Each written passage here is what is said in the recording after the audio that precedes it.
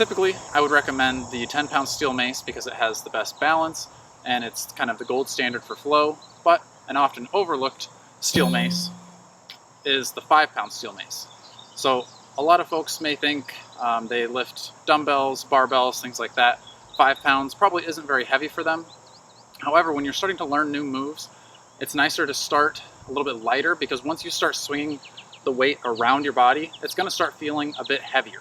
The 5-pound steel mace is also really nice for starting to learn one-handed moves. So when we start doing one-arm 360s, or if we're doing coin flips where we're switching directions with the mace like that, the 10-pound mace can be a little bit scary because you're releasing the mace and regripping, and if a 10-pound mace falls, that can do some damage. A 5-pound mace will do a lot less damage, so when you drop that, it's not nearly as scary.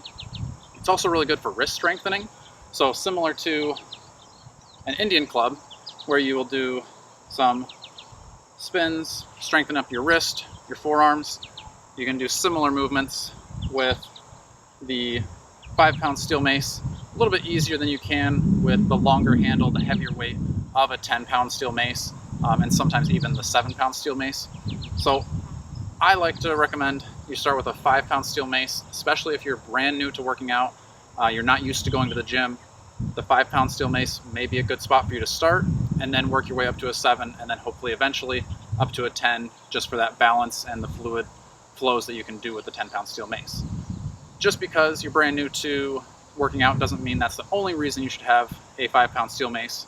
I've coached several former athletes, former sprinter that I've coached, his shoulders are a little bit tight, so he really likes the 5-pound steel mace for warming up and getting ready to use those heavier weights.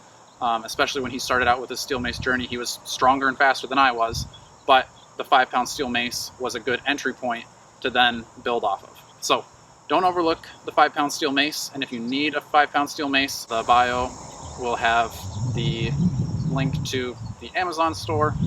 That's the ones I use. There are a few out there. My favorite brand of steel mace is on it, but they don't make a small steel mace like the 5, so kind of got to shop around a little bit, but I did that for you, so check it out down below. Let me know if you've used a 5-pound steel mace and what your thoughts are.